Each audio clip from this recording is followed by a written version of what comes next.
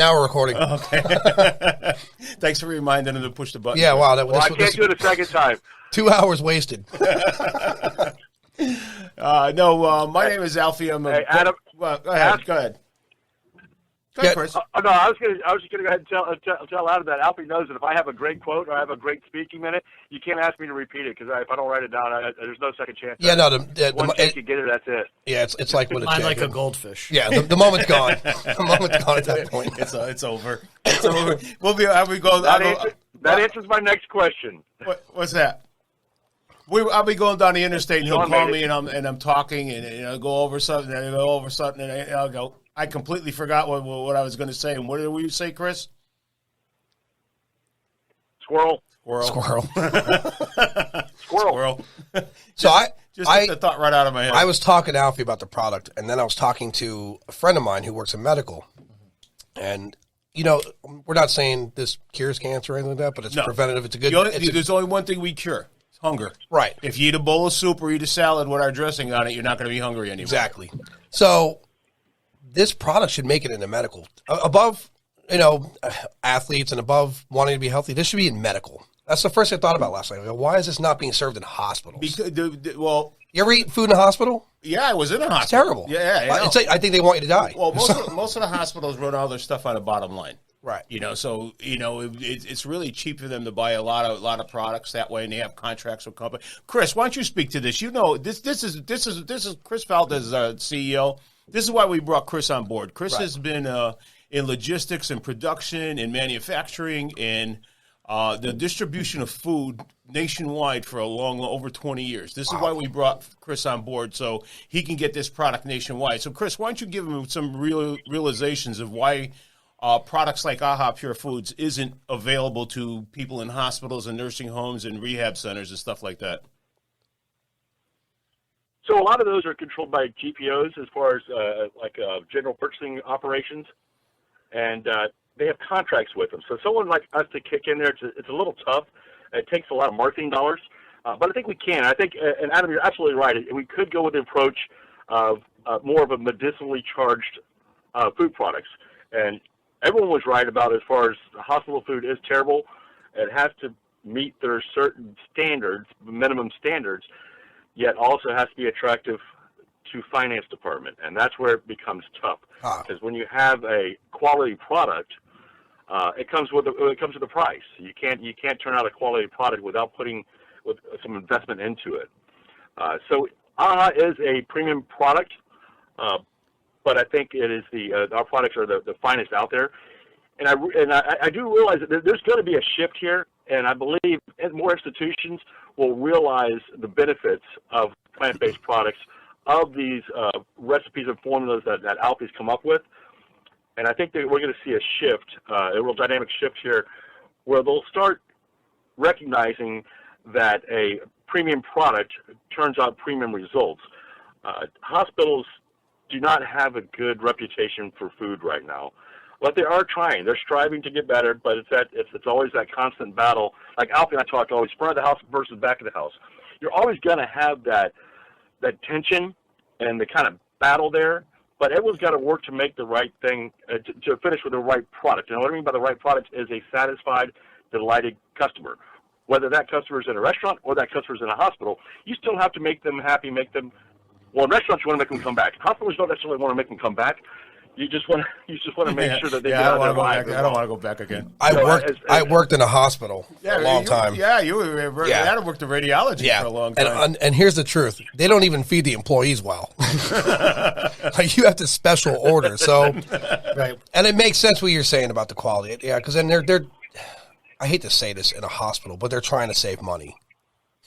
Well, at the same time, you don't want the food to be so good that the people want to stay just for the food. To Chris's point about coming back to the restaurant, you don't want the guy sitting on Ward 4 to be like, that was pretty good. I want to get some more of that soup. A lot of people go to jail on that premise, too, in the cold, right?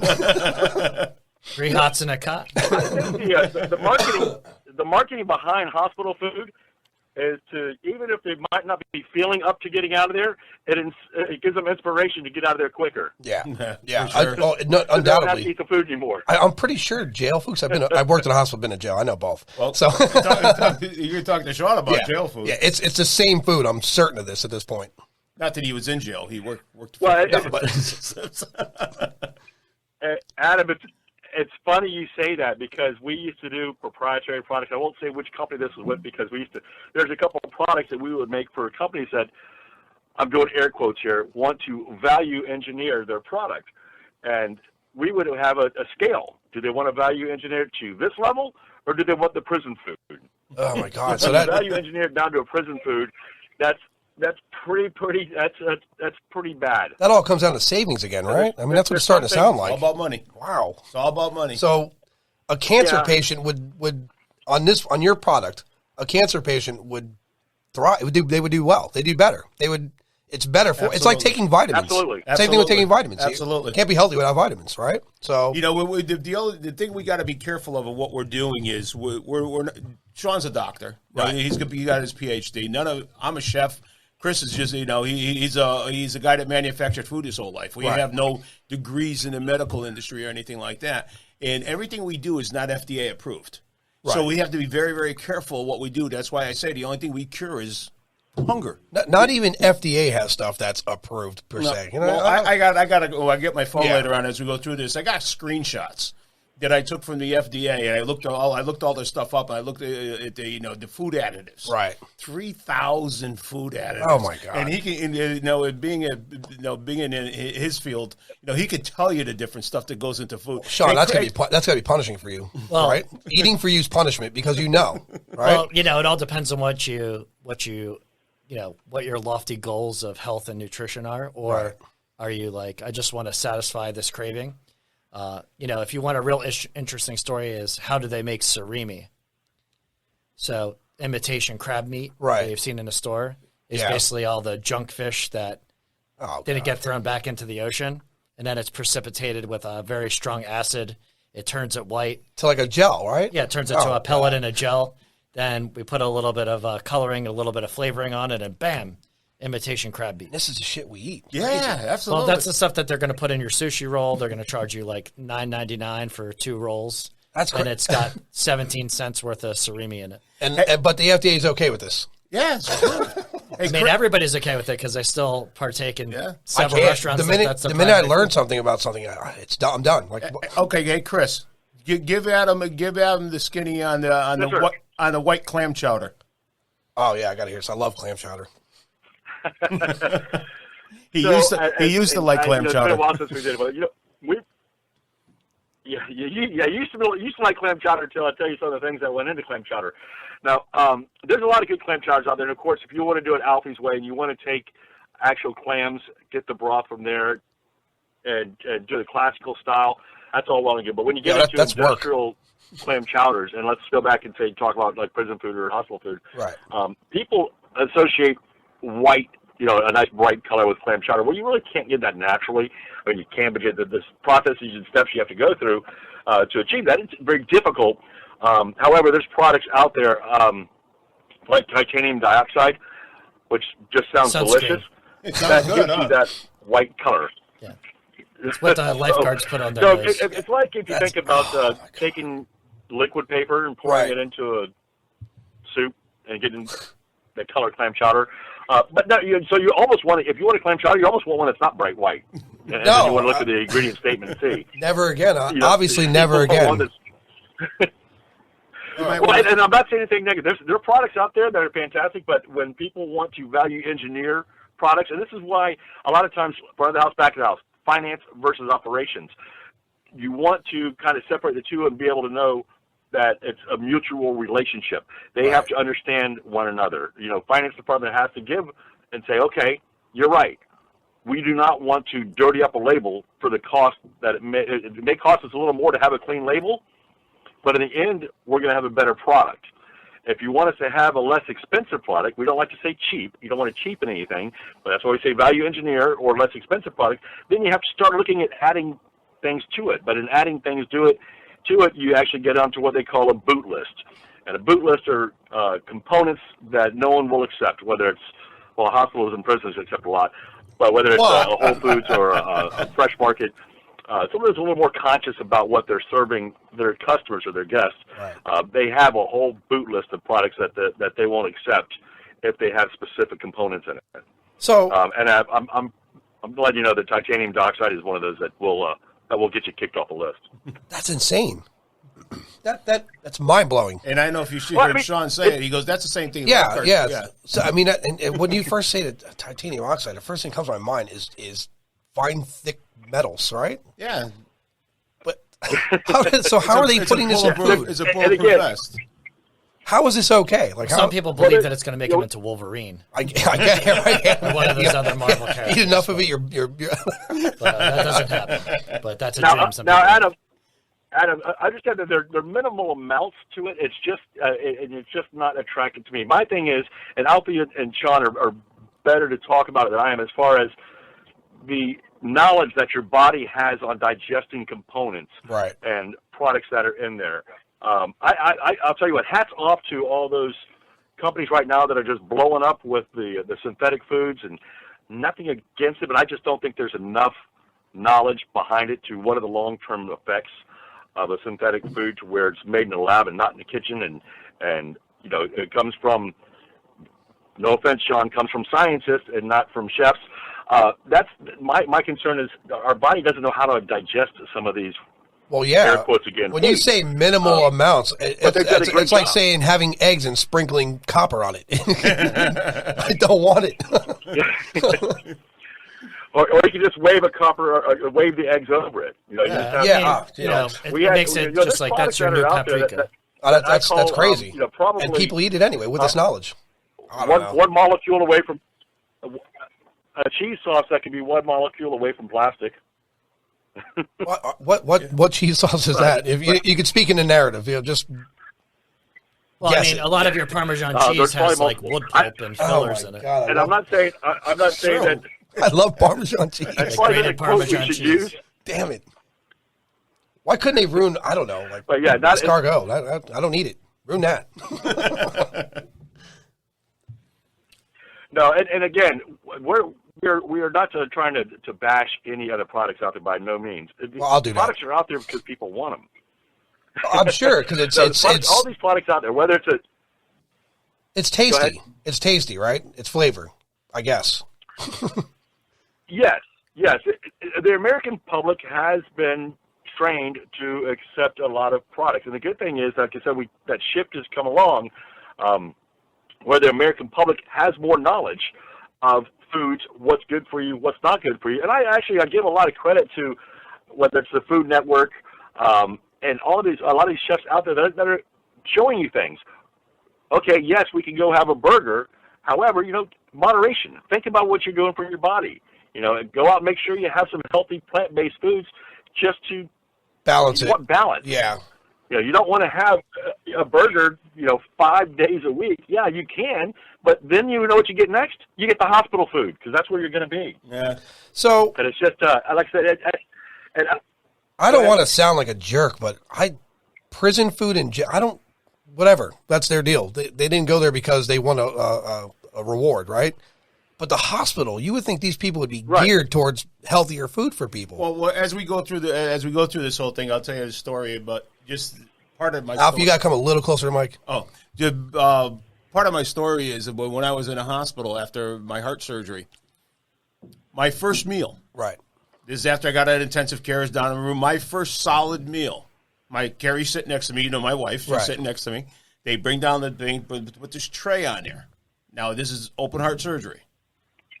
Pot roast with gravy, mashed potatoes loaded with butter, some kind of vegetable or something, in a cup with ice cream. Wow, some vegetable something. Yeah, I don't remember what I don't know. So Carrie looks down at the food, looks at it, goes, "That's what put him in here, eating that kind of stuff. Why are you giving my husband ice cream and meat and butter and all these gravies? He just had open heart surgery. It's the lollipop. Yeah, she didn't have a chance to sign the new life insurance papers yet, so she was holding on. They want to make sure everything's good, right? Solid sign. Like, make sure that I got that I didn't get it notarized yet. The store was closed. This is when the vet was still around, so that was a factor. Yeah, really. Yeah, Chris. Hey, Sean, do you call that? What do you call that? Tuesday night? Tuesday night? Yeah, usually. That's what you. That's Alfie's first. So back to what we were talking about. Adam, you're absolutely right as far as the hospitals, but hospitals they're a corporation. A corporation has a board of directors. You have to answer to all that. So what I think that shift has to come from probably insurance companies. Has to get together and say, listen, we've got to do better for our patients. And when they come together and realize, okay, there really is, look at the long-term effects versus the short-term profits. That's what they need to look at. And companies are so geared towards looking at the bottom line, immediate bottom line, not future bottom lines, immediate bottom line. It's got to be attractive to the board every minute of every day. That's crazy to talk like that about a hospital, though. That's insane. Like it is. But I mean. But I get it. I understand it. But yeah. What were doctors when they began? They didn't have six-figure salaries. In fact, they didn't get paid more than most townsmen. They were there to heal. They were healers, right? And I think diet plays a role in that. You can't just, it's not all medication. Like, again, to prevent a heart attack, you have to eat well and exercise and vitamins and et cetera. But when you get to the corporately, that blows my mind. Yeah, well, that's the reason I left medical is because, and I'm not going to speak about where I worked, but I watched insurance dictate some outcomes, where one person who had money came in and he survived the cancer, my uncle didn't survive, and there's literally every hospital has a tower named after this person. That lets you know where wealth gets you. I'm not saying you're immortal, but the chances. Yeah. And I have relatives right now that have cancer, and all I can think is diet, right? Correct. So I completely agree. I mean, I've been studying the product since Alfie brought it by. I agree with it. And Lion's Mane is going to be a game changer, not just in health, but other things I'm going to talk about later. Mm-hmm. Big game changer. I was already looking into that for focus reasons. And that's why I like the product automatically. Well, we say as we go through this whole thing, that's the purpose of Sean being on our team. When we do put these products together, he can analyze what. We're just not putting stuff together to make it taste good. It does. That's the final thing. It's got to taste good. Yeah, it's got to taste good. But everything we do, what I told you before, is reverse engineered.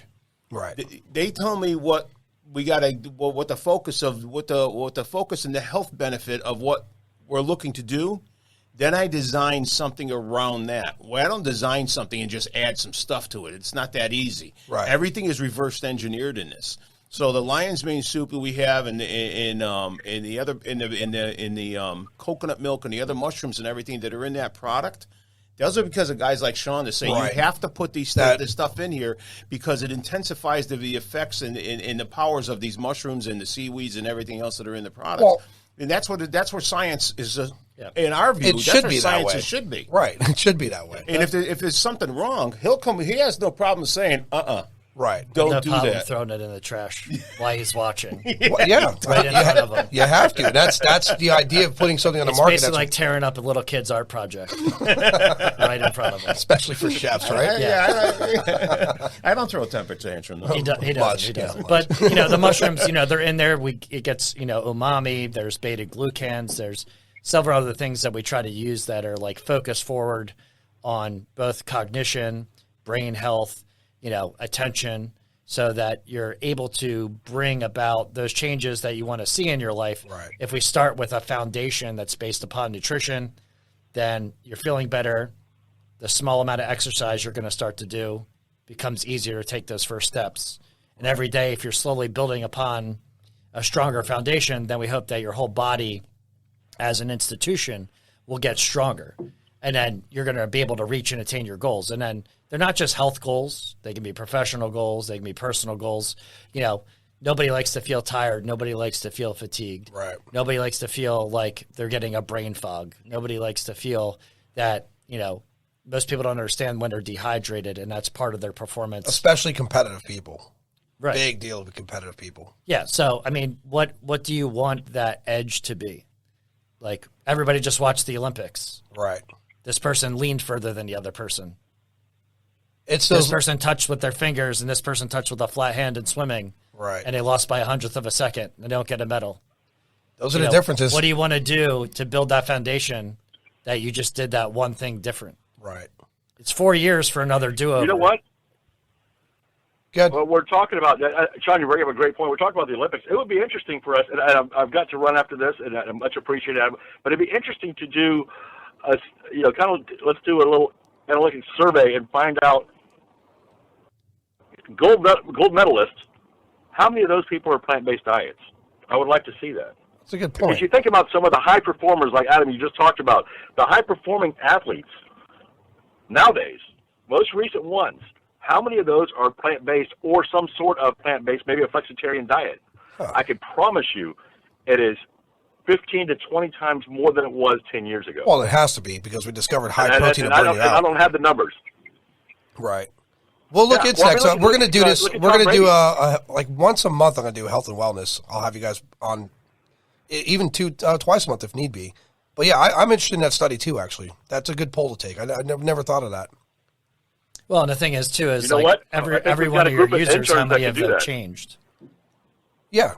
Like, hey, out there, you guys, how many of you have thought, Meatless Monday? How many of you have made one step towards a change because, and was this initiated by a family member? Was it initiated by an athlete you follow?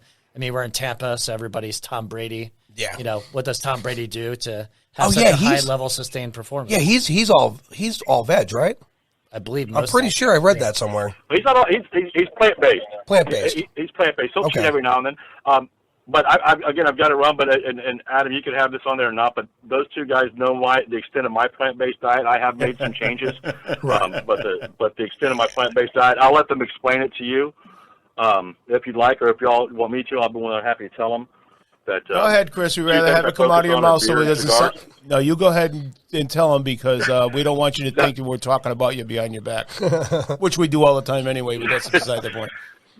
What's your extension of your plant-based diet? And I enjoy beer and I enjoy cigars. So both of those are highly plant-based products. Just want to let you know that. So other than that, no. But I'm at that age where you feel the difference. And I know and I'll challenge anyone to do this. You have a meal that you've always had all the time, whether it's a high protein base, whether it's a steak or chicken or whatever it is. And when you get past that 50, you wake up the next morning, if you have a high fat meal, right, you'll feel it, as opposed to having a plant-based day. Meatless Monday. Go Meatless Monday, see how you feel on Tuesday. And then cheat on Wednesday, Thursday, or Friday and see how you feel the next day. I promise you'll feel a difference. I do. I'll do it. I'll try it. What else am I going to do? I'm telling you now, if you guys could cure anything with sleep, like insomnia, you got a gold mine. Find something with insomnia. Because recently I've been having insomnia, and I've read about how many people in America have it. It's a staggering number. It's a crazy number. And how no one's figured out, I don't know. Well, you know what? I think a clean diet has a lot to do with that. If you're eating clean products, you're not going to be restless. It's true. I eat a lot of fruit. I eat a lot of fruit. But yeah, Chris. Fruits and veg would be good. There's probably something else in there that might keep you up. You know what's funny is I used to have caffeine. I could have, and Alfie probably the same way. You could have espresso. We could have espresso at 9, 10 o'clock at night and sleep like a baby. If I have an iced tea after 2 o'clock, I'm awake all night. So diet controls our life. We just have to make sure your body goes through changes too. Yeah, that's true. As you age, your body goes through changes. Yeah. Yeah, I mean, I've always had sleep issues my whole life, but just recently, there's a whole story behind that, but that's another day. Adam, I've got to run. Yeah. Sean and Alfie, love you guys. Same here, Thank you very much for the opportunity, Adam, and we will talk soon. Y'all have a great weekend. You too, Chris. Be okay. Yeah. So, it bothers me, that whole clam chowder thing. I really like that. I really like clam chowder. There's each time we can break down and detail a product that you probably eat that you don't want to eat. Yeah, that's how I am. I'll ask him a question. I don't think I'm putting him on the spot because he's explained it to me before. By the way, Sean, state your name, what you are, your background, and Hey, I'm Sean McCoy. I'm with AHA Pure Foods. I'm basically like the chief science officer. My background is a PhD in physiology from the University of Florida. Go Gators! And also my minor in that is food science. So I've worked before for a French pharmaceutical company looking at medicinal mushrooms and other non-medicinal alternatives as palliative care for those that are undergoing cancer treatments that opt not into a medical intervention, but they still wanted something that was potentially going to help benefit, assist the passage of time as they're moving along through the course of the disease. So that got it interested, and that's how I got introduced to AHA Pure Foods through one of our investors, because he's like, "Don't you know a bunch about mushrooms?" And I said, "Yeah, which ones do you want to learn about?" I was like, yeah, the fun ones are the healthy like, ones. Are you a cop? So after we had some discussions, we looked at tailoring the soups because a lot of these have been used naturopathically for a long time, but nobody wants to, and it's not safe to go out there and pick your own mushrooms unless you're highly trained. So right, yeah. You want to make sure that it's taken by somebody that's manufacturing food. Yeah, that turns out to be true with berries too, I find out. Yeah, a good combination of ingredients, get a good umami, something nice and smooth, palatable.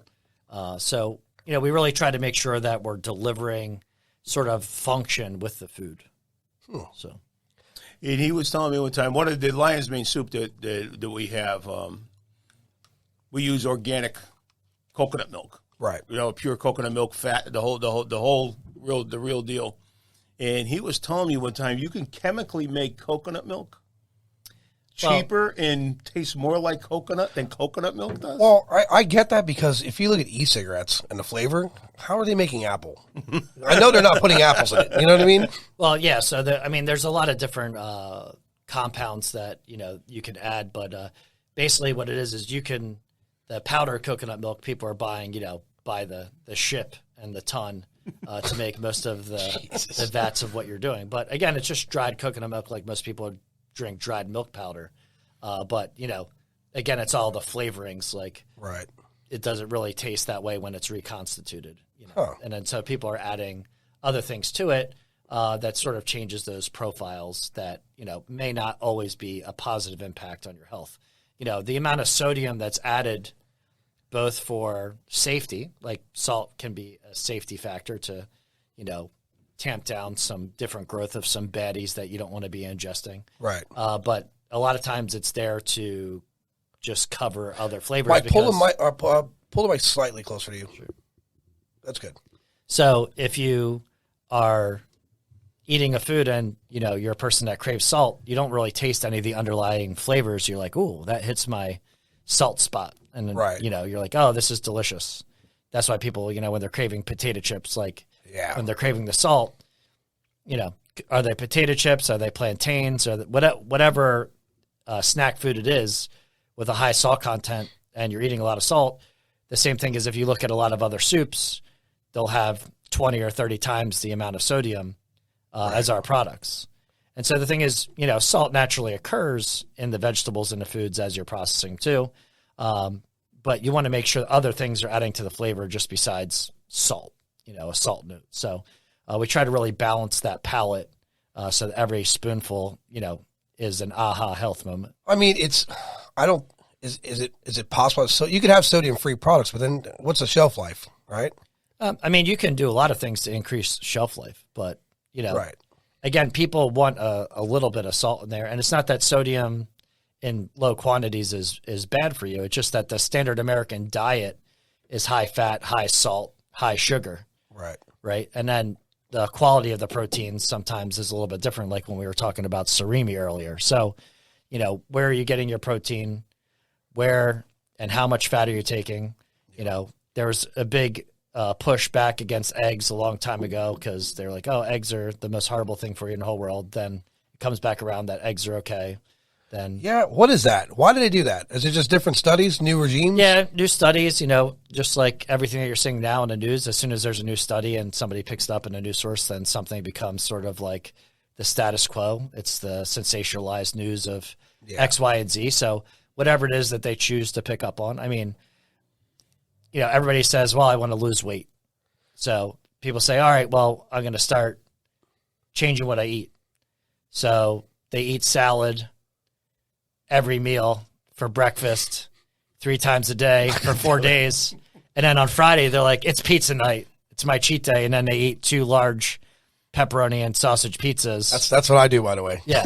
So, but a lot of people do it. So then all of a sudden they're like, I wanted to do 2,000 calories. And then on their cheat day, they're eating like The Rock and they're eating, 10, 13, or like an Olympic swimmer eating 10, 13, 15,000 calories in one day just because, they swung the pendulum too far.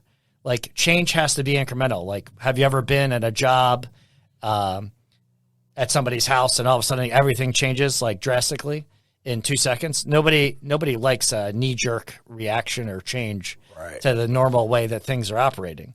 So it's the same thing. You'll go and visit certain personal trainers and, I'm going to take you through your first day exercise.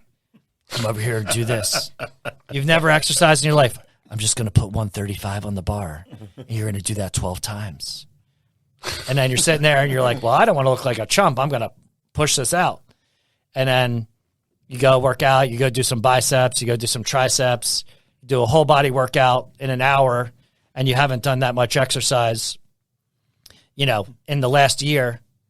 And then 3 days later, delayed onset muscle soreness comes in. And then you walk around like T-Rex. Yeah. You can't put your pants on. You throw it up. You can't brush your hair. I literally took like some years off of working out and jumped back in it, doing what I thought I could still do. Got nauseous, didn't feel good, was in bed all day. Yeah, you can't do it. And that's a change in itself, right? Yeah, so that's the thing is like, as with anything, your body adapts, whether it's good or bad, to things like, all of us sitting here have horrible posture. Yeah. That's why I have this thing pushing against my back. It's reminding me to sit up. A little lumbar support. I mean, we can put like a tack or a nail or something in it to give you a little bit better feedback. Yeah. I have literally chairs all through the house. I have something to adjust support, something I never cared about in my life, but now I do. Right. So that's the thing is, with age-related degeneration and changes, like you got to do things differently. So, your golf swing, sure, you used to be able to like rotate all the way around and like be like an owl and look behind your back and drive it 350 yards.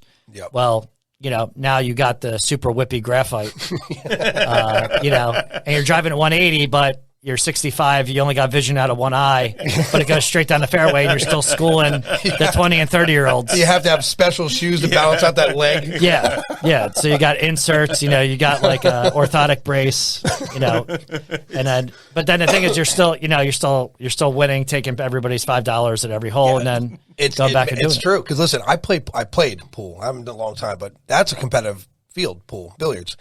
And honestly, I took Adderall because my attention was so bad and my focus, because I would get, everything would consume my attention. And one day I just didn't want to take it anymore. So that's when I fell in this rabbit hole of supplements. And I got to tell you, crazy amount of supplements I went through.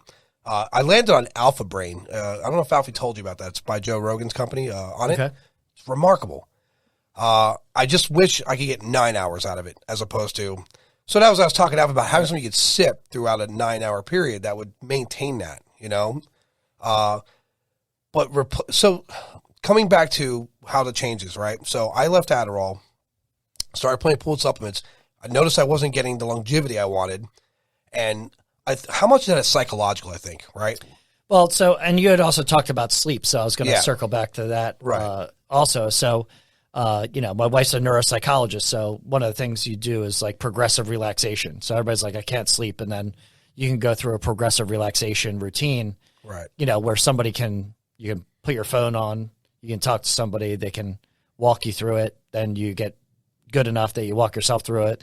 You can use non-pharmaceutical things or pharmacological. That's another thing I hate. I'm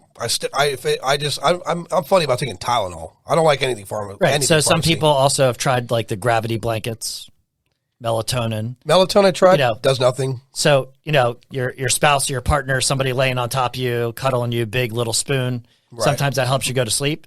Some people don't have that person, nor do they want that person. Don't want that person. Nor do you want to lose half of what you own if it doesn't work out, right? So, if you're a betting man, you probably just bet on buying, a $49 gravity blanket and giving that a go versus, going on a dating app, finding somebody to cuddle you so you can fall asleep. Yeah. And then 3 years later, you find yourself in an altar, shotgun in your back with the father and trying to make sure that you can get things done. You know what puts me, I hate to say it, but I listen to History Channel I don't know. Whatever. I thought you were going to say Van Halen. No. Yeah, I agree. Thanks, everybody jump. Yeah. But I listen to History Channel. That's something about the narrator of those shows.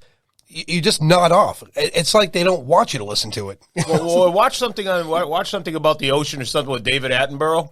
You ever see? I mean, he's got such a monotone, that English tone about, and it is very, very. It'll put you to sleep in a heartbeat. Yeah, I tried these other videos where it's like blah blah blah alpha waves, and it's relaxing, and there's rain and other shit, and that doesn't work. All I do is I end up sitting there thinking. So when I listen to something, I'm like, all right, I'm going to pay attention to this.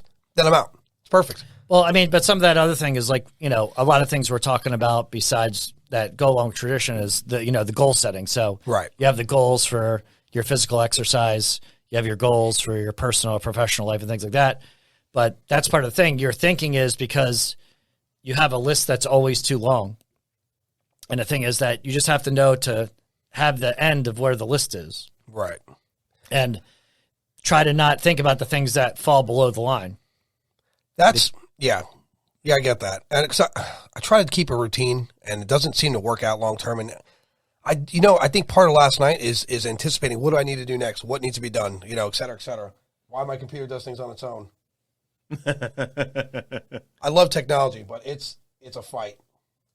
After John McAfee's death, you never know what's going to happen. And this computer wants to stop everything. Like if you look a video up, it's checking it before you're watching it. I'm like, what is this? I guess that's the program I bought. I didn't even notice that. But so for you, for this product, speaking to health, it's hard for me to say, is it going to, you can't cure anything. There's nothing curable, I don't think. No. Right. So the thing is, again, but the things are targeted for things that may be deficient in your life, whether it's nutritional, function, vitamins, maybe flavor. Maybe you have a flavor deficiency in your life.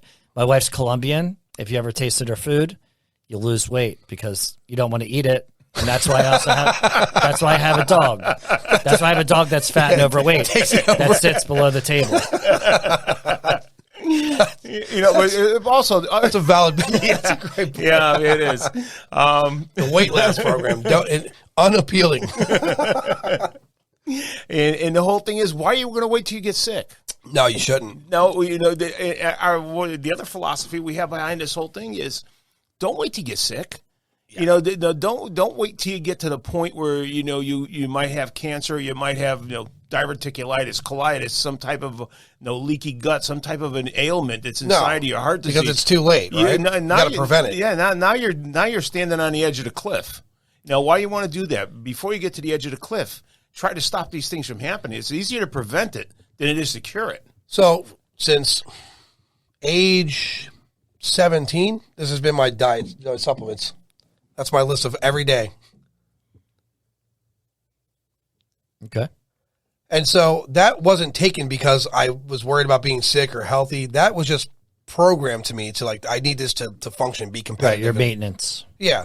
And the thing is, all that happens by word of mouth, and that's the same thing for us. Right. And, why we try to do all the outreaches, if something tastes good, a movie looks good, something like that, usually you're going to tell a good close friend because you want them to experience the same thing. So, if your life is flavor deficient, then, you can go ahead and try the soups. And the reason why we chose the soups as sort of the route of administration is it's one of the oldest forms of food. Like, look, I caught X, or I found these root vegetables and I boiled them and we made this yummy gruel that I mashed up with a rock.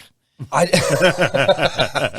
would never, that's a good point. Soup did kind of cut. Yeah. It was eat it raw and then cook it over fire. And then you added shit. So, stew. Stew came along, right? So, all right, so this, the vitamins, you saw that list. And that's a pill form, right? How much of that really absorbs, right? Well, I mean, that's the difference is, some supplements, of course, they do absorb to varying degrees for varying people. Right. The same thing, some fat soluble versus water soluble vitamins. How much do you actually retain versus, how expensive is your piss that you could resell? Yeah. So the neon distribute. Yeah. When it's bright, super yellow and it's, 50% vitamin C, you it's could midnight, you're lighting up the room. You could wholesale it. You could wholesale it back to some other countries and institutions. And they'd actually buy it. Listen, you ever seen Waterworld? Yeah. Oh my God. as a kid, I watched it. I was like, holy shit, is he really drinking this piss? And then you find out, that people really do that survival scenario. So what he's saying is not, it's funny, but how many people probably would? There's nut jobs out there. Right. So, I mean, that's the thing is, we don't advocate for drinking your own urine. But the thing is that, people are on really high dose supplements. Right. And they're doing it as maintenance. But the reason that they found out about it is because Sally, Susie, Chuck told them, look at this. And, I did really good today. Oh, I sunk the 8-ball on the break. Right. Well, how'd you do that? Well, I took ginkgo today. You know what? He's not listening. Billiards. If you like an example, the America's best player and in the top 10 of the world, Shane Van Bonen. He's based out of Dakotas. If he told you tomorrow on a podcast that he was taking ginkgo every day and that's why he's doing it, everyone would buy ginkgo because there's millions of pool players. Millions. Ginkgo really doesn't work. No. Well, you can feel good about taking it because you said it, but right, I take that at night. So what is that's ginkgo? What I'm saying. You're in a routine. Why have I been taking that for years? What because is that doing? There were some original early studies with small sample sizes and a couple larger ones that there's like a correlation or it's trending to an effect, and people are like, well, but if you look at the percentage that people got 4.6% better. Huh. So if I was 4.6% better. But everyone's DNA is different, so. Right. But that's the thing is some of them didn't have a control group, so they weren't controlled, randomized, double-blind controlled studies. Some of them were. But that's the thing is they think that every time that they're going to take it, they're the person that it's going to be the 4.6% every day, every time. They weren't time series. Some of them were just like, hey, show up at 8 o'clock in the morning and then take this, and then how do you feel at the end of the day? Oh, you feel better? Okay, good, it worked. What, in your opinion then, what can you put in your diet, and obviously it would have to be daily, to sustain a stronger focus daily, right? That's our storm. Yeah. And that's my TV telling me it's time to protect it. That's crazy. Intelligence, I got to change all that. But, so what would you do? Like, let's say you want to sustain focus and energy for a period of 9 hours. Well, I mean, probably the most standard thing is proper hydration. It doesn't involve really any supplementation. But the thing is, do you like drinking plain water? I do. I drink a lot of water. I drink a lot. I go through water. I drink it morning, noon, and night. In fact, I don't think I've had soda. I don't remember when I had soda. Right. So some people, they always equate from movies, from watching their parents, from other things. They always equate attention to caffeine. Yeah. But you know what? You're right. Attention isn't really caffeine. Maybe closer word would be alertness. Right. So there's this transient alertness with caffeine. Right.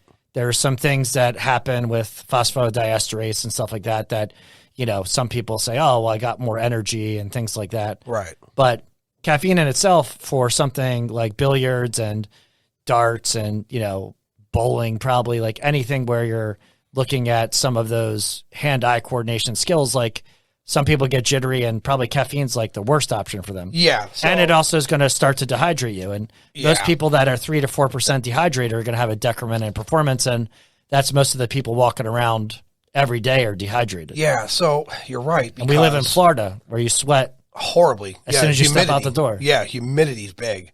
You're right, because I got away from taking Adderall and the supplements, and I took this other, I'm not going to say the product on here, but it had high caffeine in it, and I took it. I remember I felt jittery, and I obviously you didn't shoot pool, and now you went home, you drank water to get out of your system. But I found this combination of coffee and L-theanine, and the reason the L-theanine, because I guess it's calming, and it kind of counters the caffeine effect. All I know is it worked, and so anyway, that regimen for me was I would take Alpha Brain, cup of coffee, and L-theanine, and that would give me a solid 4 to 5 hours. But some tournaments run, you're there, you get there like 7, and you're there sometimes till 3 in the morning. That's all. That's the whole night. So, aside of what we're doing for nutrition for you guys, a lot of people I want to speak to is finding something natural and healthy that could sustain that energy and that focus for that period of time. Even if it's a drink you could sip on. Alfie and I were discussing, like, there's capsules you could take, but then there's that routine of taking capsules. If you could sip a drink and it, gives you that little bit of focus and charge and an edge, and hydrates you. And hydrates you. Because you get nervous and you already got dry mouth anyway. You're like, I gotta make that shot. Yeah. Well, no, I don't. I'm cocky, but yeah. I walk into most places like, all right, I won this. But you'd be surprised, a lot of people in a billiards community and probably bowling. I don't know. I bowled, but it was a long time ago, so I don't know how competitive, but sports where you're not in the gym pumping out, right? Right. Like, I mean, golf, bowling, darts, billiards. Golf's tough because that's the whole day. You're chasing that little ball. I couldn't do that. That's not me, So, yeah, but that's what I'm saying is like, so everybody's a little bit different, but again, 10 hours of acute intense focus is not really sustainable for anybody. It's more that can you be at a baseline that through just like cognitive behavioral therapy and other types of, that's my wife's area, but, any types of psychological strategies that help bring you back to baseline and calm you from, that perspective, but also have a baseline of functionally, nutritionally, physically, you're hydrated, you're ready. Maybe you actually stretched or started a stretching program. And routine. A lot of it's psychological routine. Right. So the thing is, that's why one of the things at golf is that every time their pre-shot sequence is pretty much dialed in all the time. When they're playing good, that pre-shot sequence doesn't change. You drop the club on the ground twice. You wiggle it twice. You shake your booty twice. It's true. You adjust your hat. In pool, he's right, because you have a pre-shot routine. You step up. And it's definitely the same thing, the same body language in every shot. I get excited if I hit the white cue ball, and when I hit it, if it hits the other balls to break it, and it doesn't go into the pocket and scratch. That's a celebration. That's a solid win for me right there. If you ever watch Shane Van Bonen play, this guy has perfected the break. I've watched countless videos. He drops balls, pockets at least 2 balls on break, or 1 to 3 between that window, and always has a run out. Always. But it's a routine, and it's everything is a pre-shot routine. It's the energy, the focus. It's the energy and the focus, because you could lose that. Because between like matches, you're sitting around for what seems like an hour because there's not practice tables. And let's use this in other examples as well. Like firefighters, an example. How do they do that? 12 on, 12 on. Their supplements have to be amazing, and their diet has to be amazing because there's no. But they're not fighting fires for 12 hours except for that. But they're jabroning around the place, but still, you have to be alert. They're laying in bed playing Pokemon Go or like Nintendo Switch or something like that, and then the bell rings and they gotta run over, get dressed really fast. Why do they have those shifts? That's another subject. I never understood that. From our point of view too, is how much energy do you think it takes to digest a 24-ounce steak compared to, a bowl full of vegetables and plants and, maybe some rice or some quinoa or something like that? That's a good question. The amount of energy that your body has to exert to digest that 24 ounces of meat or a pound of meat or 8 ounces of meat or whatever you're eating, and the butter and the mashed potatoes and all the other stuff that you're throwing in there, the amount of energy you're exerting to digest that compared to the amount of energy you're exerting to do a plant-based diet. Tremendous and to just eliminate it. So, like, how much time are you spending on the throne the next morning? Yeah, that's true. How much energy is that? So that's one of the biggest things is a lot of the stuff that we have has a good fiber content. Right. And the thing is that a lot of the people in the standard American diet, they don't have any fiber. So, colon health, relieving constipation, a lot of those, fiber will help and assist with that. So that's true. That's what a plant-based diet, like when you're having trouble sleeping or, in billiards that when we're talking about it, you said, oh, well, I'm sitting up over the table. Well, if your intestine, your colon, your stomach's full and not feeling good, you're not comfortable. Yeah. You're not going to be comfortable. Well, if you're not comfortable over the shot, that's why you see golfers and people back away. Yep. And then you try to get it. Me, I'm not good at all, so I'm never comfortable under any shot. So it doesn't matter what I eat before I play. But the thing is that if you're always at that level of comfort, right, then that's one less thing that you're worrying about, and then one less thing that goes into your mind that affects your performance. Like, wait, hold on, like I'm leaning. Oh, I feel something. Yep. Oh, I'm stretching.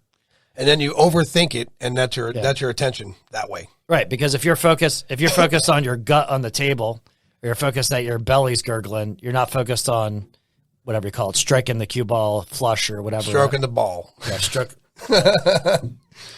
So,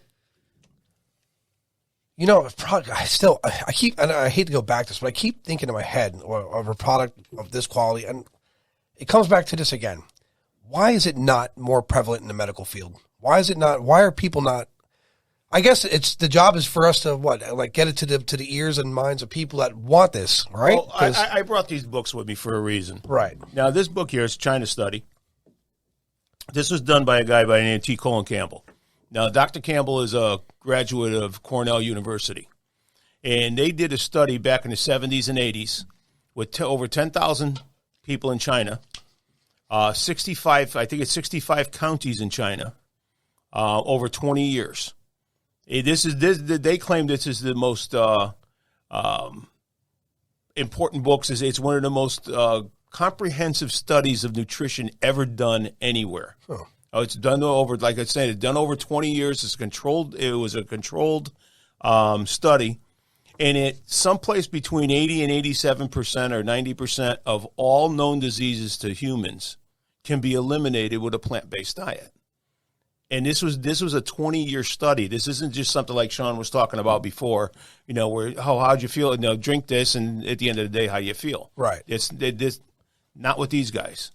And this guy this is one extreme of what we talk about plant-based. And that's the China Study? The China Study. Okay. This is a whole food plant-based diet. Now, what that means is you go out in your garden, you pick the fruit, you pick the vegetable, and you eat it in its whole form. You're not you're not processing it in any way. You're not breaking it down in any way. And what I mean by that is like olive oil. Right. Okay, they don't do any type of oils. Because to take an olive or to take a soybean and extract the oil out of it, that's a process. That's not a whole food anymore. Yeah, that makes sense. So they don't agree with that. Okay, right. That's one extreme of this. And Dr. Campbell and his partner, Dr. Esselstyn, they've been talking about this for a long, long time. And these guys don't eat any kind of dairy. And we'll get into dairy a little bit later. But they don't eat any kind of dairy. These guys are dairy farmers. Their families they supported their families with dairy. That was one of the things that was really hard for him, to get away from, it'd be tough for me too. I love dairy. I love cheese. Yeah. So now this is the other book.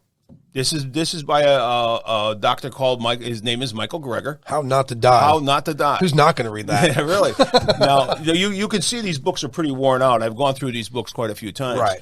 And what it is Dr. Greger is. It's not all. These guys are all or nothing. That's their philosophy behind this. Dr. Greger is an all or nothing.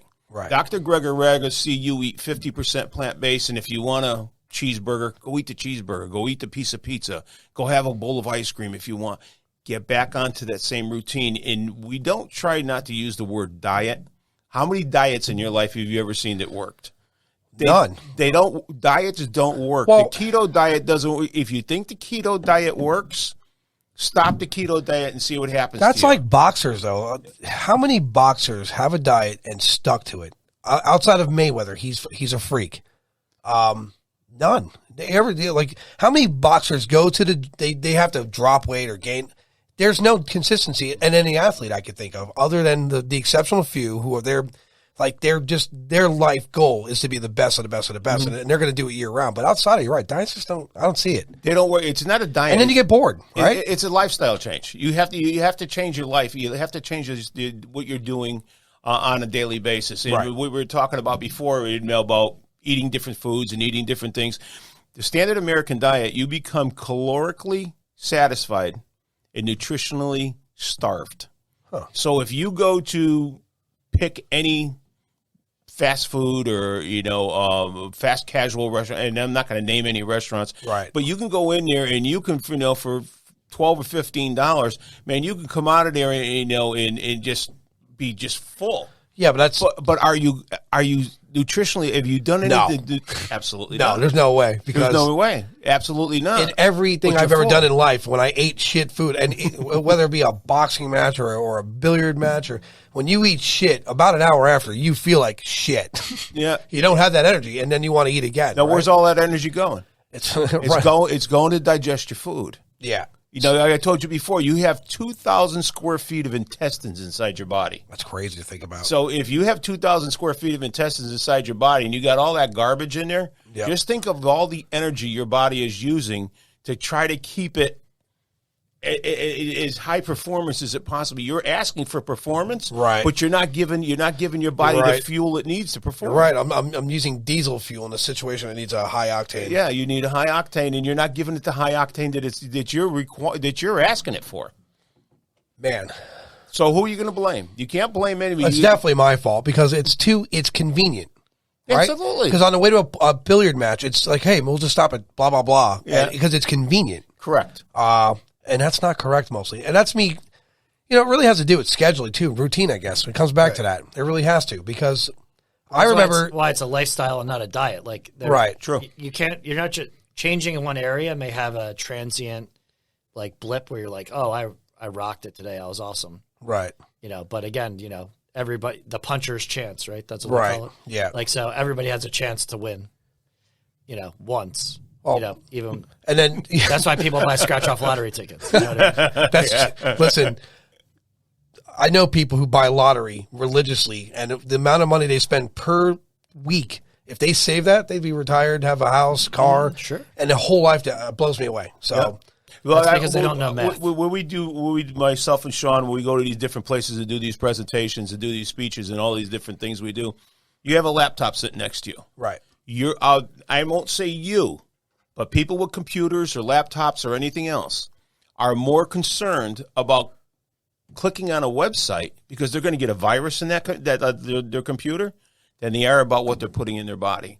They're sitting there worried about what website they're going on while they're sitting there eating Twinkies and Cheetos and do you really?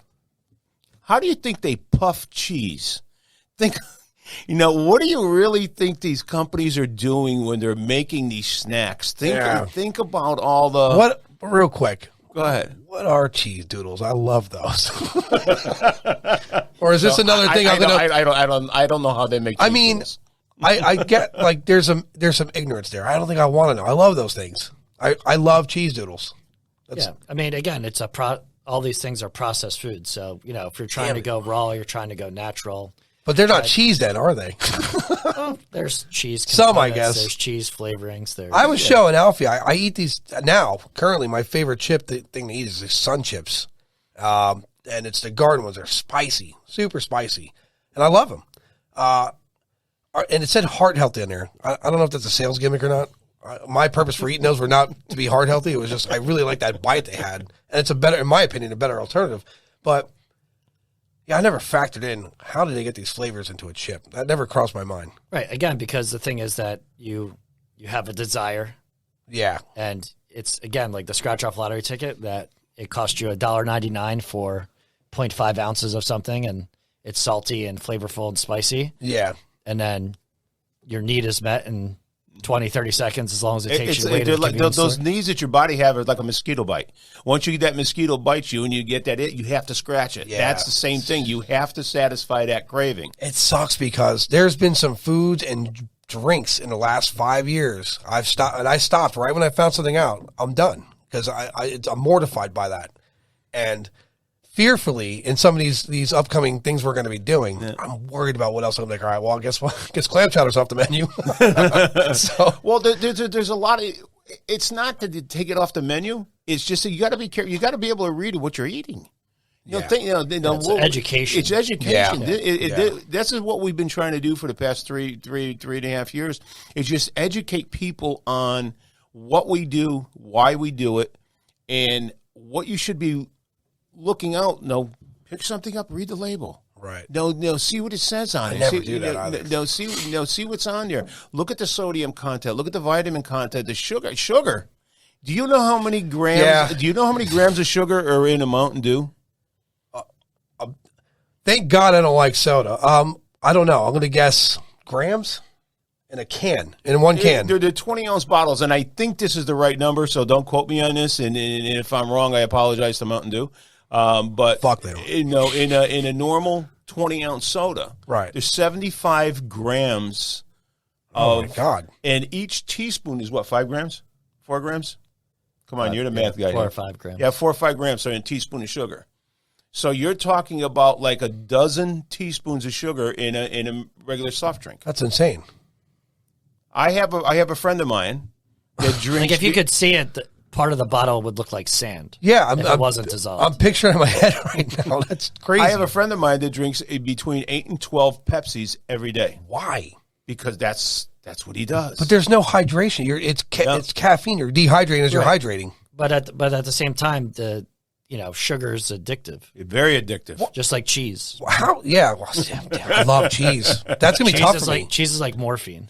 That's gonna be tough for me. That's a tough because I love cheese. I put cheese on pretty much everything. Right? That grated Parmesan cheese with wood pulp. You mean? Yeah, that's never gonna eat. I'm never gonna eat that again. That's done. He's the one. I never knew that either. The grated Parmesan cheese. Well, I mean, even just part of your spices, like so is there spices no can contain certain percentages of bug parts in different parts of the world and still be sold. God. That's nuts. I think your paprika doesn't have cricket nuts. legs in it. Oh my God.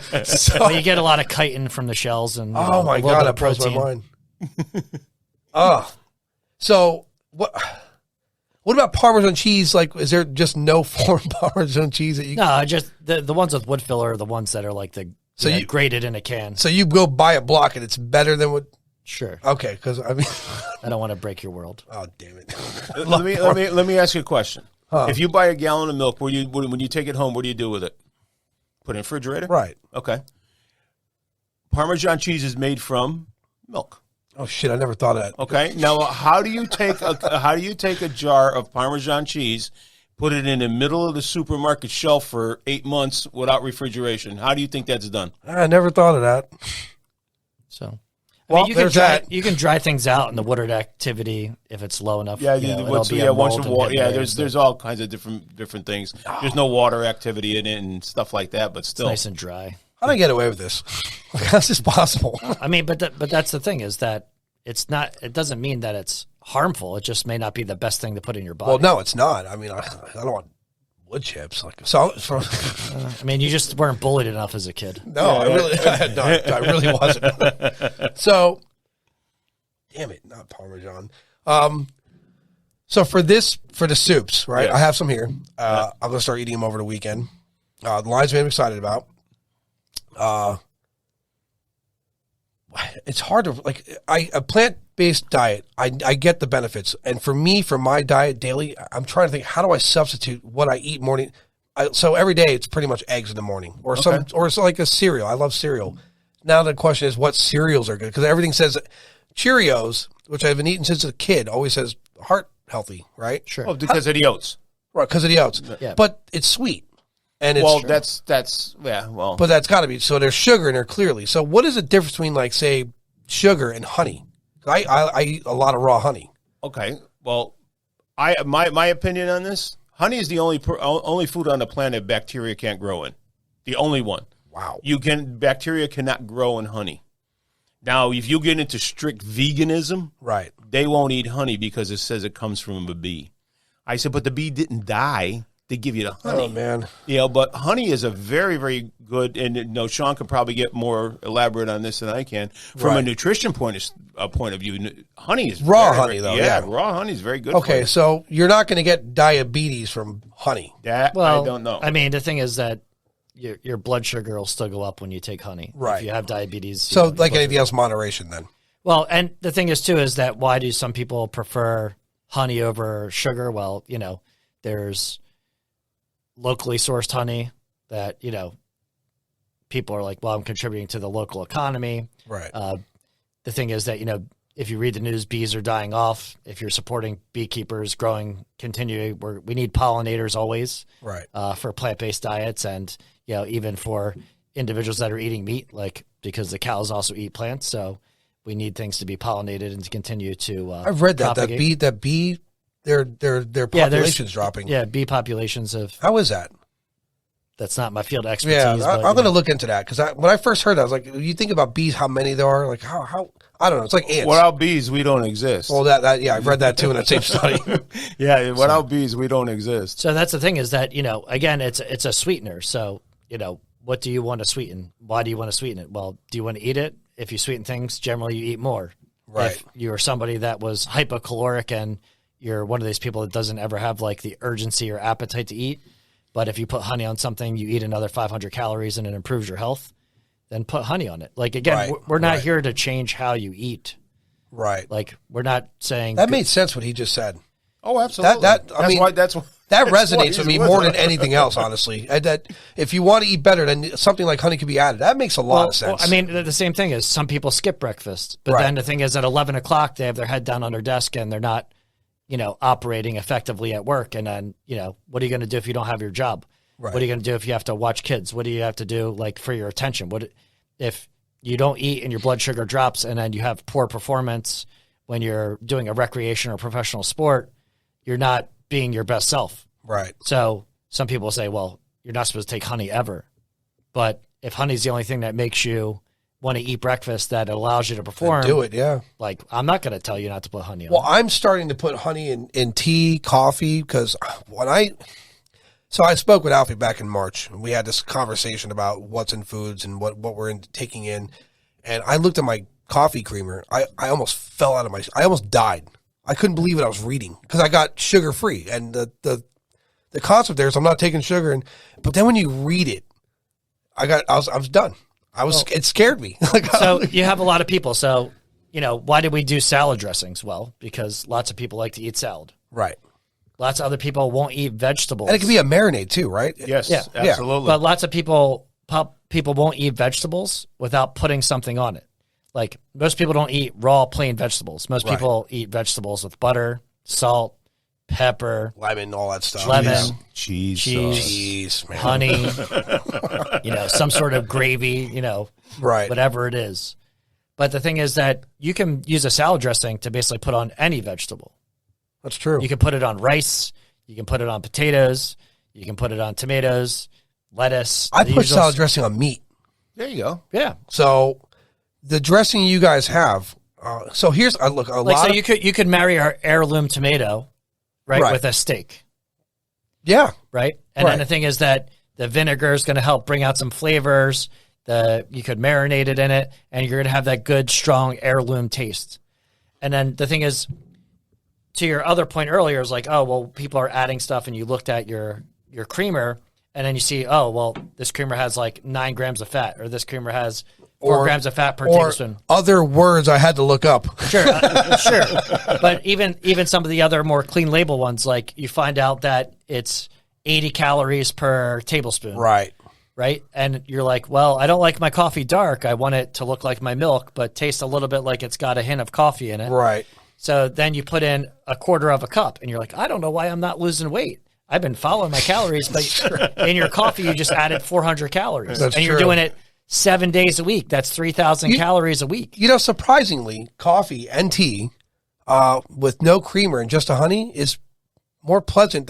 I don't know. I'm trying to figure out what part of my life, like you said, someone programmed me to put cream in coffee. I don't. Well, it all again, it goes back to like my wife or someone else in your life that couldn't make a good cup of coffee. And then when it's bad, you just have to dress it up. Like, right. If your dog's ugly, people put outfits on it. Right. Yeah. So you gotta dress it up. So that's the thing is that, people sort of embellish it if the coffee isn't necessarily good. Right. So the thing is then you get used to, and you get in that rhythm, you get into that operation where, oh, this is how I do it. Yeah, how you do it, right. This is how I want it. I drink coffee black like my soul all day, every day. Like Alfie said, I can drink coffee at 11 o'clock at night, straight black, and I'll go to sleep at 11:30 if I want to. I drink black coffee at 11 o'clock at night, and I'm running a marathon that night. So again, back to that point. I'm not putting creamer in stuff anymore. It's just honey. Good for you. And it's because it's a pleasing flavor. I still, and the point of me putting cream, and then something Alfie said to me last week, why we're the only mammals that drink milk from other mammals, right? Right. Why the hell do we drink milk? Vitamin D? Let me ask you a question. You put cream in your coffee? You used to put cream in your coffee. You eat cheese made from cow's milk. Would you eat cheese made from dog's milk? That's it. It's over. Cheese is done for me. Would you eat cheese made from dog's milk? No. Would you eat cheese made from pig's milk? I don't know. Maybe stripper milk. Why are you eating cheese from a cow? I don't know. Because somebody 80 years ago said it's the best thing for you to do? Back to what Sean said, programming. Because as a kid, mom would make this and it would have cheese and milk in it, and that's what you knew. You grew up. But Adam, then in hindsight, you look at it like, holy shit. I'm Italian. If you cut me, before I started this whole thing, if you cut me, I bled cheese. That's all we ate. Yeah. He bled Alfredo. Yeah, we bled Alfredo. Alfredo. Yeah, that's what we did. That's my heritage. So that's what we had on the dinner table all the time, was something that had cheese on it. So here's what the questions are going to come to. Okay. The replacements now, right? Because for me, look, after this conversation, Parmesan and I have definitely broke up. Well, we'll start again. Everything's a small step. Right. Just grated Parmesan that's been on a store shelf for 3 years before you look at it. Yeah.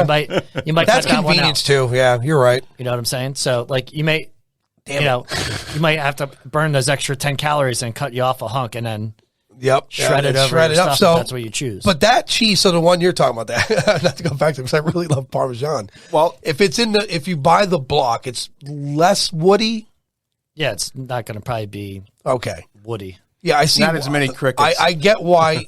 Now in looking at it, you buy it. It's in a dry shelf. I never thought of that. Back to Dr. Greger here.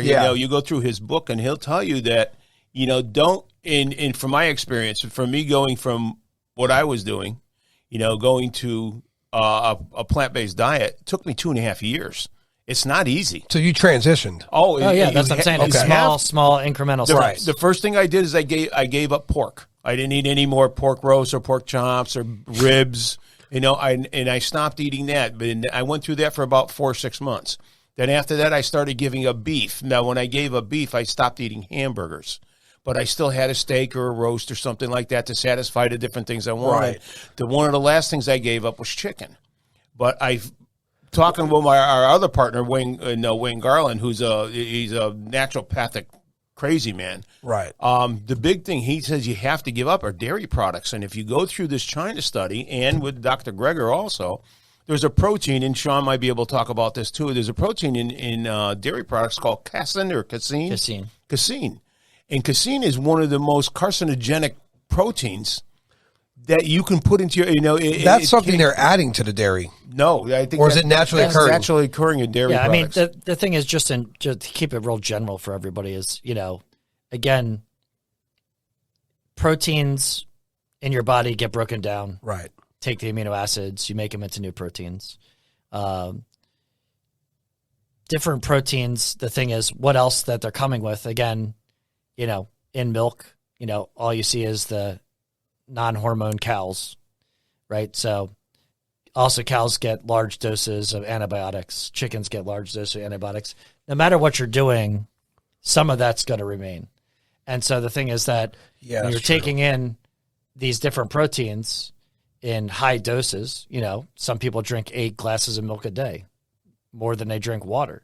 So when they're taking in these different milk proteins, you're getting your complements of your amino acids, but the thing is, there's other studies that slightly suggest that there could be some negative effects with the intake of these proteins. But the cheese is almost like a morphine. So like cheese can be addictive the same way that sugar is. It really is. Yeah, and some people like crave cheese as much as other people crave sugar, as much as other people crave salt. It's true because I don't know if I've ever had a sandwich without cheese on it. I don't know if I ever had that, or a burger without cheese. I don't know if I've ever done that, ever. Like, that's mind-blowing to think right now. What would you do, like get the Woolies or get the shakes or something if you didn't have cheese? I don't know. I maybe, because like I don't even use condiments on sandwiches, right? It's oil, vinegar, cheese, and meat. I don't even use condiments. It's like such a natural thing. So now I'm trying to picture, I guess we're going to get to this. We're going to ruin cold cuts for you soon, right? So, but as you were saying, there's things that Sean said today that now it's making me rethink a lot of things, which I'm a routine person, right? I wake up, it's the same thing. I wake up, I pace around, I get my X amount of steps in per day. I eat my first meal. I take my supplements. I graze an apple and some berries in the midday. Then I have my second meal, and then it's bedtime, right? But then I look at my diet. Like, how much of that's actually working?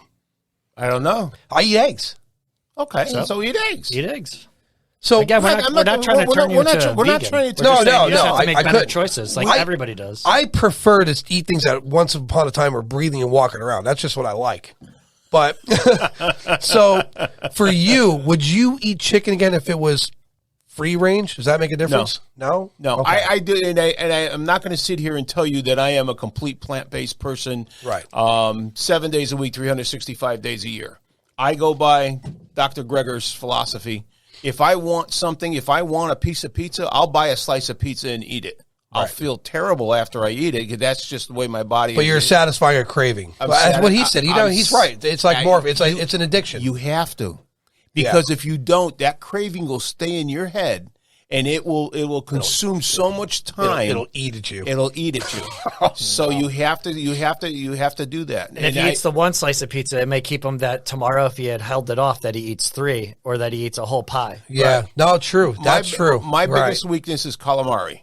I love fried calamari, and I go out with Sean. We go out and have something to eat at night or something. Right. And I'll go to a certain place and I'll have fried calamari. I do eat fish. I do eat fish a couple times a month. That's when I should probably eat more fish. I take omegas. I should probably eat more fish. Never considered that. I just take omegas. I take these krill oil pills. Sure. So, but something he said made sense too. Having that slice of pizza may have prevented you from having a pie. Correct. That's a fix, right? In a sense? Yeah. And that's a really, so in the future, if I crave Parmesan, a small amount of it just will tell my brain you had it and you're good. That makes sense. Yeah. Don't make it a routine. Don't add that to your routine. Well, I don't intend to. Just when it comes to mind. But you also got to understand, Adam, there's people out there that eat. I go to a gas station in the morning. If it's a 7-Eleven, a racetrack, whatever it is, Wawa, whatever it is. I see people standing in line at 6:30 in the morning with these things that were sitting under a heat lamp for I don't know how long, that were some kind of a processed thing that are wrapped up in this fake tin foil that are $1, and they're buying 3 or 4 of them. This is their breakfast, and they're washing it down with a soft drink or some kind of an energy drink or whatever name you want to put on. This is what people are eating for breakfast. Again, and that's 1,500 calories. And then they're like, I don't know why I can't lose weight. I walked for 10 minutes when I went out today. How much of that, if you think about it, is in your body and it's not being processed well? It's just in your body. Well, our bodies are amazing, and we can pretty much process it and extract nutrition from all of it. Right. But again, is it dense? Like, for the calories that you're eating, are you getting the nutrition that you need and deserve? Right. Or are you getting calories that are what people call, more empty calories? And then since you're not fulfilled, your body's like, hey, I need to eat something else. You need to eat something. Yeah. And then you start eating, paper. That's the truth. All right. So it's true. It's true because I had Dunkin' Donuts the other day, the bagel egg thing. I like those. I don't eat them often. But when I do, it's that and the hash browns. And you have sausage or bacon on it? Bacon. Okay. I don't trust sausage from those places. And it had cheese? Of course. But an hour and a half later, I was hungry again. So, and that makes sense, right? My body got something from it. It processed it rapidly, but it didn't get. So I'm assuming the reason my body gets hungry, not about being full, it's just my body. It's saying. There's no like the bulking of it is other parts of the processing and what you're doing. It's not bulking from fiber. Right. Right. So, the fiber is going to make you feel a little better. Right. Digest a little better, but a lot of times what people like, I'm going to change my diet, and they've eaten 5 grams of fiber every day for the last 20. And then they're like, I'm going to eat 65 grams of fiber today. Ooh. And then, they're going to, they're not going to feel too good. No. Because they're going to have probably an increase in the rapidity that they need to move towards the bathroom. Jesus. And that's going to help them get their steps in, because they're probably going to go. Yeah. So, 10,000 steps from one room to the next. Yeah. I was telling Alfie, just in his house, because this has been the worst summer in Florida in a long time. It's just been crap. So I want to achieve about 10,000 steps a day. That's the goal anyway. I pace the house like nuts, and I make sure my heart rate's hitting about, north of 100 if I have to, or I'll pick it up, or weight train right in the house.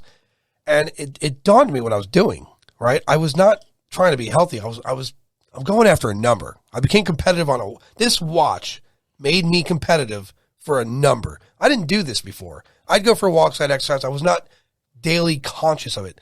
I got this Garmin Venue 2, and one day it celebrated because I hit 10,000 steps. Like, am I supposed to do this? Yeah. All right. So I was like, okay. So then I equate what that is. So 10,000 steps is give or take 5 miles. And the next, every day I'm like, oh shit, I gotta hit my steps. Useless. No, but I mean, the thing is, again, that it's part of goal setting, that you're going to do it, and 10,000 steps is going to make you healthier. But to your point about insomnia and stuff like that, you'll have people that instead of saying, okay, I didn't make it today, but tomorrow I'm going to do better. Right. They'll either sit and brood about it for an hour, not sleep, then get up and then run 10 laps around their bedroom, get their heart rate up, get all energized, get excited that they hit their goal, and then be like, I don't know why I can't sleep. What's the matter with me? You're probably right. And then they start thinking about it like, I don't know why I can't sleep. And then it's 4:00 in the morning, they pass out, and the alarm goes off at 6:30, and they get to work at 9:30, and you're like, I'm so tired. Yep. I don't know why I'm so tired all the time. Yeah, then all of a sudden, my steps though. Right. Yeah. So, it's psychological, a lot of it then. Yeah, but I mean, the steps are great. Again, the thing is, life changes are diet and exercise. There's nothing that anybody's inventing as a food that's going to miraculously change. No, it's true. And Alfie will tell you, I've always been good about being in shape for the most part. You know what I mean? Like, especially in my youth, I was constant. Like, when I worked with him at Jack's a long time ago, I had a car, but I would walk to work. It was 2 miles.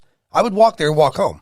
I didn't drive because at that time I was like, well, I'm not going to be able to jog. And I don't know how many steps to put in that restaurant. Yeah, really. Crazy. Right. And I wasn't conscious of that then. I just would hit the weights. I'd wake up. That routine was different. I was, 20s. I'd wake up.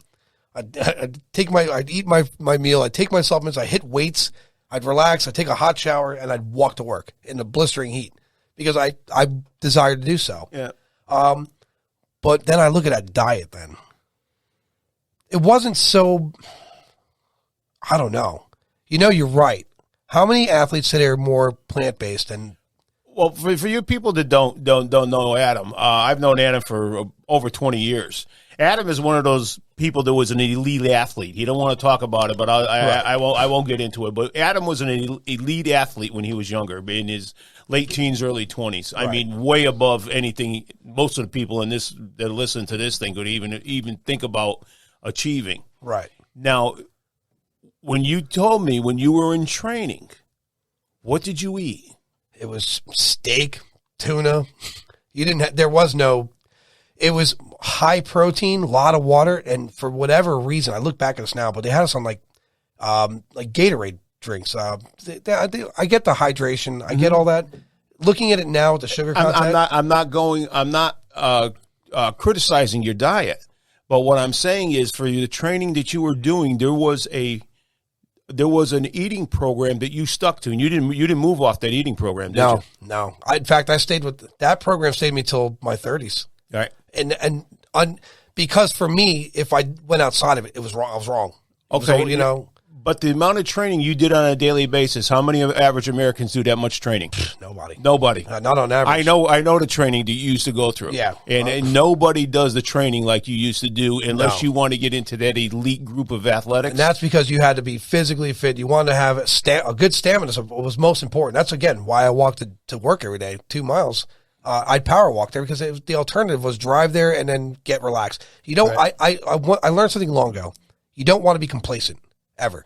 You never want to be comfortable in any scenario. You always need some new challenge. That's why I think I always do new things. What's going to challenge me today? What is it I cannot reach? Like even doing this podcast, when I started this, I didn't ask for no help. I did all on my own, and I got a lot to learn clearly. But stay out of Tampa where there's thunderstorms. Yeah. And thank God that backup caught it. But the point I make of this is, the diet for me was very protein geared. I don't remember. I did have greens, but there was in the form of salads. I don't remember ever being told to ingest a lot of greens. It was, you eat healthy, salads, proteins, a lot of tuna fish, but it was always like a few nights prior to a fight, they protein you up, right? You'd eat steaks and you'd wake up extra early, hydrate all day long, or if you had to drop weight, cut weight, you dehydrate. Sit in the sauna, spit in a cup. Yeah, all that. Yeah, there was a lot of variants. If you were like 2 or 3 pounds above, you dehydrate. That was punishment. That is punishment, dehydrating. But the plant-based diet, I see like in hearing a lot of it and reading over the last couple of days what it was, the amount of nutrition. I showed Sean that supplement list earlier. I really want to reduce how many pills I'm taking a day. I've been doing it for so many years. Well, and that's the thing is some of the things that you have on your list, you're going to get them in the soups. And the thing is, when you look at a pill, some of them you're going to see they're 200 milligrams, 250 milligrams, 500 milligrams. The thing is, in some of the servings of soup, you're going to get the same amount. Right. Now, if you're paying $29.99, you're paying $1 a day to take that supplement. Right. So. No, they're way more than that. Yeah. So, but that's the thing is if you look at over the overall cost and then things that you can get from Whole Foods, right, you can reach some of those same goals and be filled and also not taking supplements all day. Right. Yeah, because I have supplements. It's first meal, midday graze, and night. So it falls in line when I snack, when I eat, and it's a lot. And then you look at the dollar sign for those supplements. For years, if let's say I never took supplements and I probably just saved the money, I would own a 5-bedroom house and have probably a Ferrari. Yeah, you know what I mean? All paid off, might I say? Because I've been buying supplements. It's again programmed, right? Programmed. But that's what I'm saying. That's just one supplement. So right. The thing is, most of the people when they come talk to us about supplements, they have 12 supplements. Yeah.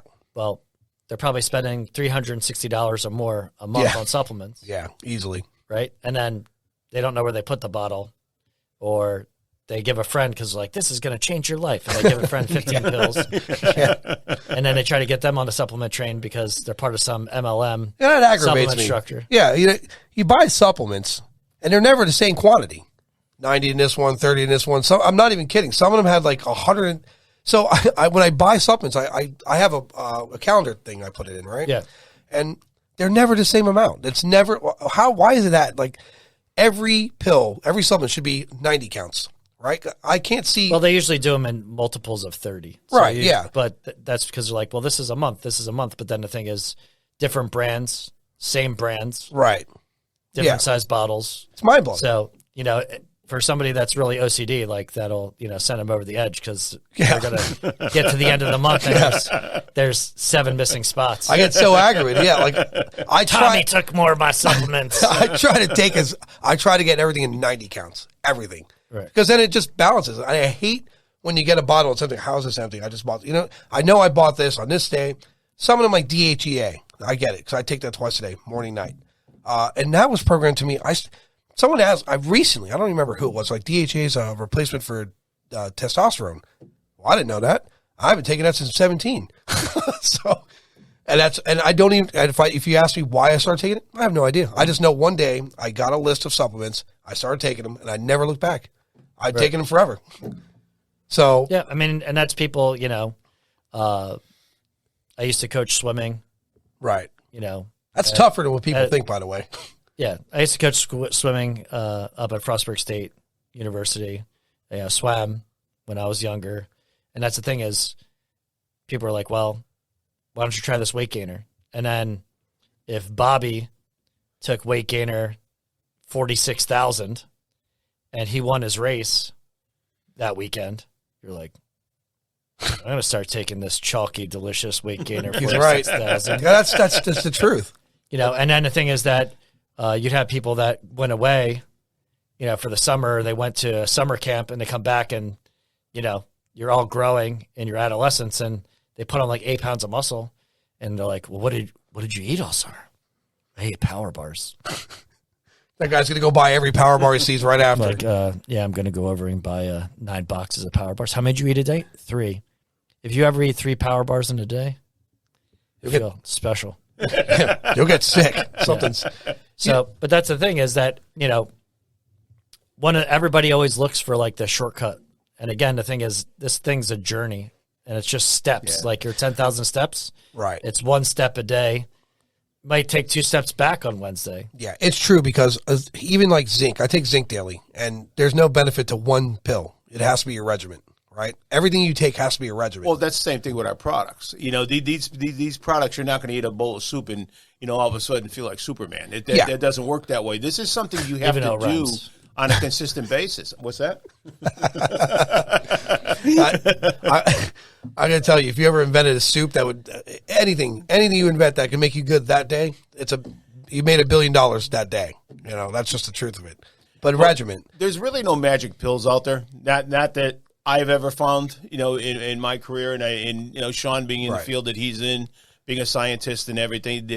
And the people, the doctors we deal with, and the doctors you read here.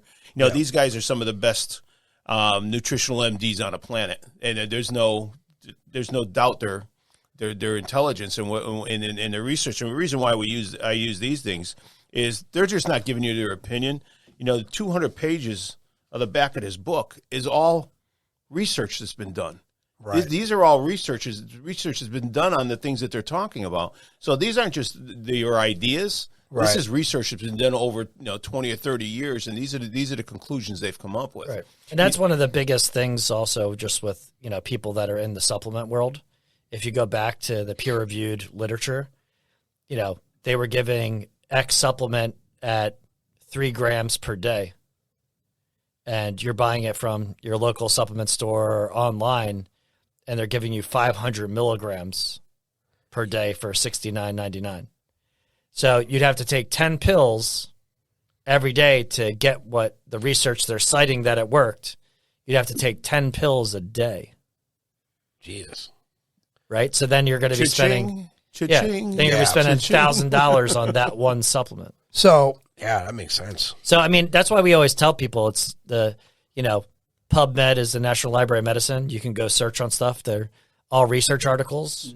Mm-hmm. They're not easy to interpret because scientists don't write in lay language that makes everything easy. Right. But there's usually an abstract or a summary that gives enough of an inkling of whether or not these things are effective. You can at least look at what dosages they were giving. Right. So if they're giving, bodybuilders 3 grams for 16 weeks, 3 grams per day for 16 weeks, 3 times a day, that's 9 grams a day. If you're buying the supplement and it's 250 milligrams, you better be making 6 figures if you think that's going to matter. Yeah, because it's not cheap. Nothing. So back to the supplements for focus. And a lot of these companies have sent me things, for free. Try it out. I know why. They look at social media to see the numbers. They know if they get this guy, he'll get these. So anyway, you look at the prices of some of these, and I'm not kidding. They're like $60 north a bottle of 30. Sure. So my question, why are you taking supplements? What is your body needing that you're not getting out of the food that you're putting in? We were alive. There were people on this planet a long time before supplement. There's probably cave drawings of people playing billiards. Right. That's what I'm saying. Well, it started with like a competitive rock throwing, right? So getting near the stick close. So why are you taking supplement? What are you looking for? What is your body demanding from you that you're not putting into it with the food that you're eating? Naturally, if I'm in a social environment, and there's a lot going on around me, I catch myself tuning into what else is going on as opposed to what's going on in front of me. And I do have the discipline to get on a table and focus and do what it is I have to do. But ultimately, it takes someone that walks by or something for me to notice. And I found with Adderall, you're dead locked on what you're doing. It's like laser. I'm not going to call it laser focus. It's more like tunnel vision because you're not really caring what's going on around you, right? And then obviously when you're playing billiards and you're taking Adderall and you're drinking, it's not a good combination. Yeah, I think you just need a little bit more Irish in you because I can tune just about everybody out. I can too. I'm so I pay attention. Maybe it's a poor habit. Everywhere I go, my eyes are always focused where the door is. Right, but the thing is, that's more that you are worried about situational awareness. Right. That's maybe it's from where you grew up. Maybe it's from a large family, Puerto Rican, Italian family. Right. Yeah. And you're constantly, because someone's, and that's so true, you may just everyone's always pulling your attention. So some people are like myself, like you're hyper vigilant. Right. Because some instances in your life, you were the person that had to step in. Right. So, from boxing, you're looking for the tell of what's going to come. Right. But you're never going to get that out of your mind. Right. No, you're not. And that's nutrition, that's training, but that's what I mean. You're pre-programmed that, all right, the guy turned his shoulder, he ducked his shoulder, he did this, he did that. Somebody moved, and they're not supposed to go in that door. Yeah, I do that too. I evaluate people in the background. What's this guy doing? It's called sizing people up. So, yeah, it's bad. So, but eventually I got to taking... You'd made a great correctional officer. I'm just No, it would have been horrible. You kidding me? I would have abused that power in a heartbeat. Yeah, you would have. Let me ask you a question. How did you feel the day after you took the Adderall? Horrible. Every day. And then here's the catch to that. To go out and perform the next night, you had to use it, and then probably a little more. A little bit more. Right. So this way you could get a balance of it. So the tournaments are multiple days, I guess? Oh, yeah. There's some weekends are like, Friday night's 8-ball, Saturday night is 9-ball, and then 10-ball Sunday, and then you had a Monday tournament. It was consistent. And then you had leagues. I was on a lot of teams. We performed in leagues.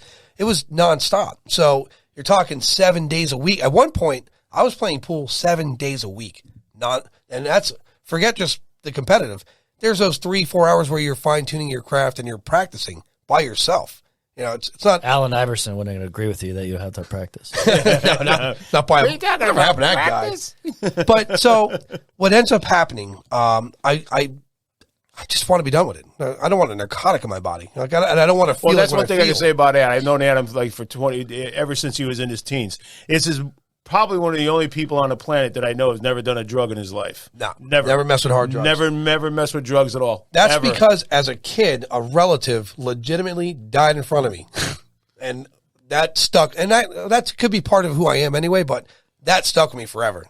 So I would even take Tylenol. It made me nervous, but I eventually got to start taking the Alpha Brains. Out of all the supplements, the Onnit's Alpha Brain worked the most, and I would take that in conjunction with coffee and L-theanine. So it would go in this order. I'd have my dinner. I'd take the Alpha Brain. I start practicing. I'd play my match. I'd take an L-theanine and coffee, and that would get me through the night. So the Alpha Brain took care of the first 4 hours, and then the L-theanine coffee took me to the residual of the night. And because of the L-theanine, I didn't have issues sleeping at night.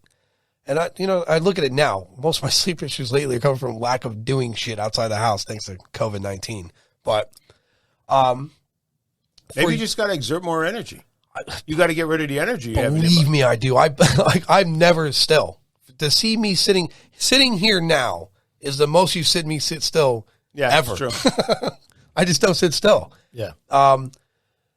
So for your product too, especially, and I was talking after the Lion's Mane. So Lion's Mane, I was doing research some time ago about what helps with focus, what's natural, what's not going to have a detrimental effect on your body, and helps with your cognitive skills. And I kept coming across Lion's Mane. I kept seeing this in every study. It was always present somewhere. I mean, it's for thousands of years it's been used. Right. So, again, it's like anything. It's, got features and benefits that people have touted. There's research that aligns with it. It's about sourcing. Right. Like you can show people the actual Lion's Mane that's going into stuff, do all the pills that say Lion's Mane contain Lion's Mane? Right. Yeah, you're right. So that's true too. That's sort of the thing is some people that, things that they've cast off before and like, well, I didn't feel any difference. I mean, you've seen the athletes that they get pop positive because the supplement that they were taking contained something that was illegal or illicit. So these are athletes that, they're buying it at the corner store. They're not having this manufactured right for them. It's not tailored. Right. It's not individualized. They're buying at the same place that you're buying your stuff. Right. Whether it's online or whatever. So do you really, of course there's reputable supplement companies out there that the letter of the law, they follow everything. Right. The FDA bandits, I'll say, because I don't even understand the FDA, honestly. I really don't. Even their existence is bizarre to me. Yeah. But I mean, again, so the thing is that, you're sourcing things from different places, but when it's a natural food, like the avocado, it's an avocado. Right. You hold the avocado in your hand. Right. You taste the avocado. It's an avocado. walks like a duck, talks like a duck. So lion's mane, ultimately, again, and the tea that Alfie brought me, I'm going to start diving into that. I'm looking forward to trying that. Yeah. I think we're going to do, because it's hitting storm time, and we're going to part 2 this. I'm going to try stuff. We'll part 2 this. I'll have you guys back in like maybe a couple weeks, or up to you guys if you want to. I'm going to hashtag you guys in the videos and the website. And then, again, upon me returning to billiards post-COVID, or when we figure out, and I'm not going to say post, I think it's here forever personally, but whenever it's figured out, when I return, I want to start using the teas, and I'm going to change my diet for that. I'm going to do a year study on that when I return to billiards, especially on that diet, and see what it does for me overall performance and how I feel in a 9-hour window. Because that's my interest. Again, it's the convenience foods. And what I like about the soup that he brought, I could heat that up fast. Right. So when you're that's the whole thing, is that you may be great, like lots of athletes, home court advantage. Right. It's a 10-minute drive. You go play. Right. Familiar. All the doors and everything that you're talking about that are distracting you versus, my cousin's trying to shoot her way into whatever the competition is in Vegas. Yeah. And, that's a whole different environment that you're at. But the thing is, you also generally don't eat the same foods at the same times. There's time changes. The soup, you refrigerate it, bring it with you, and heat it, and that's the easiest microwave. Part. And even the bottles are appealing. So I'm excited about when you brought the bottles. I was excited. Like, they look nice. Thank you. All right, so we'll part 2 this. I'll get you guys hashtag. We'll get the website up. I have to correspond with another person who's gonna. So there's gonna be other people going to contact you for probably podcast local. Okay. And then we'll get it all figured out.